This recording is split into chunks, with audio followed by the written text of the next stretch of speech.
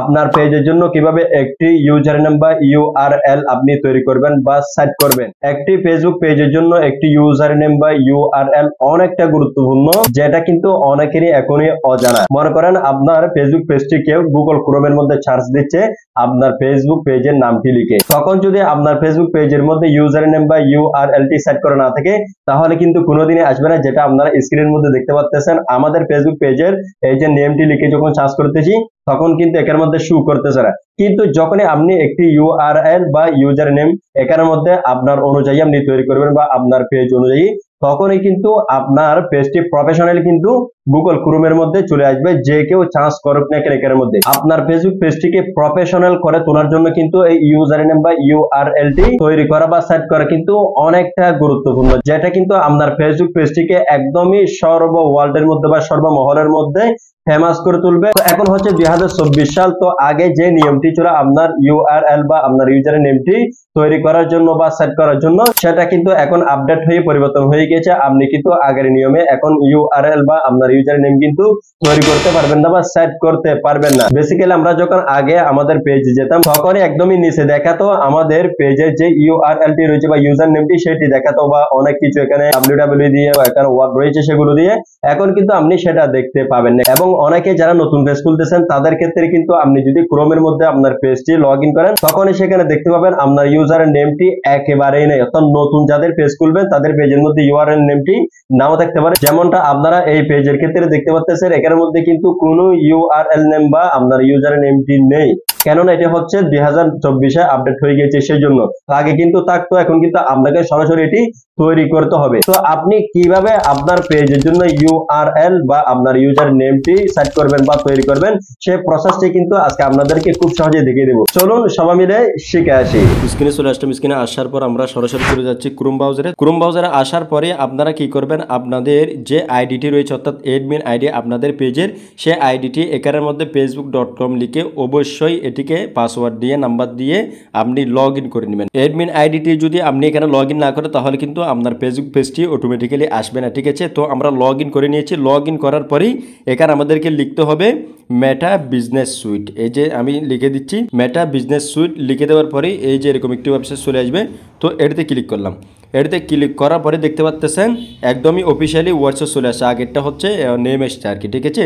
তো Facebook business manager নামে দেখাবে, এটাতে ক্লিক করে দিবেন। এটাতে ক্লিক করার পরেই দেখতে পাচ্ছেন সরাসরি যে পেজটি রয়েছে সেটি কিন্তু চলে আসবে। তো যদি এখান থেকে আপনার ডেস্কটপ মোড অন করা না থাকে তাহলে ডেস্কটপ মোডটি এখান থেকে অন করে দিবেন। তো আমার কিন্তু অন রয়েছে অলরেডি। তো এখন আপনার যদি একাধিক পেজ থেকে থাকে, যদি আপনার এখানে একটা থাকে বা যেটি আপনার ফেসবুকে লগ ইন হয়েছে সেটি কিন্তু শো করবে। আর যদি আপনার একাধিক থেকে থাকে তাহলে এই যে উপরে একটি অ্যারো আইকন দেখতে পাচ্ছেন, আপনারা আপনাদের পেজের নেমের পাশে এই যে এই অ্যারো আইকনে ক্লিক করবেন।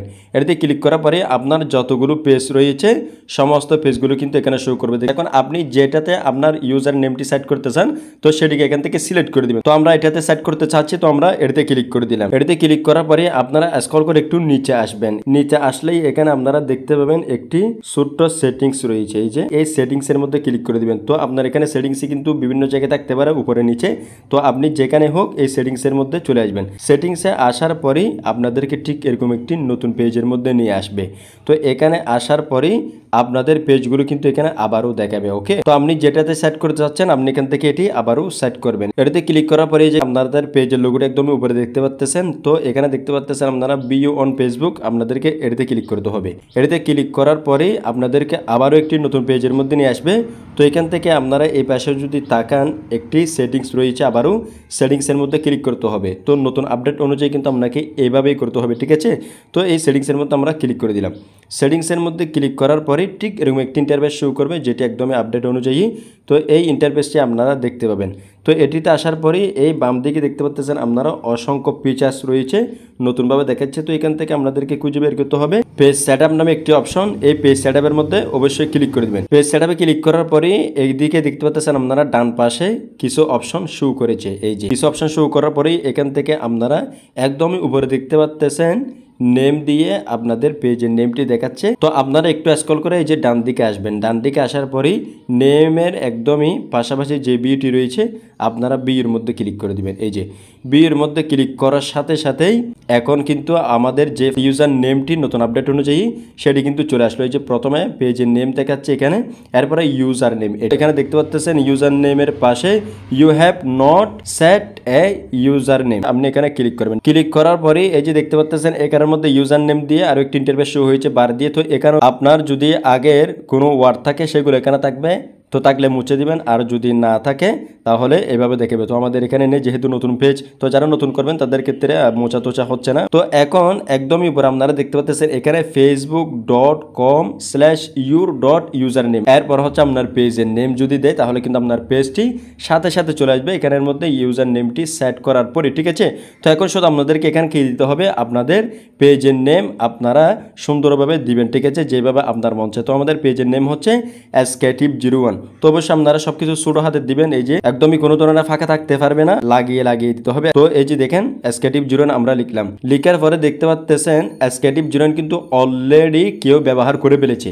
যদি কেউ ব্যবহার করে থাকে তাহলে কিন্তু এই যে এখানে আপনার এই যে ক্রস আইকন দেখাবে, ঠিক আছে। এটি বোঝার একটা সুন্দর উপায় হয়েছে, user name is not available, অর্থাৎ এটি কিন্তু আগে কেউ ব্যবহার করে ফেলেছে। তো এখন আমাদেরকে এখানে কি করতে হবে, যদি আমরা আবারও এসকে দিই তাহলে কিন্তু দেখেন এখানে টিক মার্ক চলে এসেছে, অর্থাৎ এখন এই নামটি কেউ ব্যবহার করেনি এর আগে। যদি ব্যবহার করে থাকে তাহলে কিন্তু এখানে ক্রস আইকন আসবে। তো যদি কেউ ব্যবহার করে থাকে আপনার পেজ অনুযায়ী নেম অথবা আপনি যেটা দিয়েছেন সেটা, তাহলে কিন্তু আপনি এখানে কোনো কিছু পরিবর্তন করে দিবেন, সংখ্যা দিবেন বা অন্যান্য কিছু দিবেন। তো আমাদের পেজের নেম যেহেতু escative01, তো আমরা আবারও escative দিলাম, অর্থাৎ escative01 SK যদি কেউ লিখে facebook.com এর পরে তাহলে কিন্তু আমাদের পেজটি যেই কোনো বিশ্বের মধ্যে কিন্তু শো করে যাবে, আর যদি এটা সেট না করে তাহলে কিন্তু শো করবে না। তো এখন এটি যদি আপনার কাছে না নেয় তাহলে কিন্তু আপনি আমাদের মতো করে এভাবে যে কোনো সংখ্যা আপনার মতো দিয়ে পরিবর্তন করবেন, ঠিক আছে। তাহলে কিন্তু এখানে টিক মার্ক চলে আসবে। তারপর এখানে দেখতে পাচ্ছেন সেভ চেঞ্জ নামে একটি অপশন, এই সেভ চেঞ্জের মধ্যে ক্লিক করবেন। সেভ চেঞ্জের মধ্যে ক্লিক করার পরে এখন হচ্ছে মূল, এখানে হচ্ছে আপনার অ্যাডমিন আইডির পাসওয়ার্ডটা দিতে হবে, ওকে।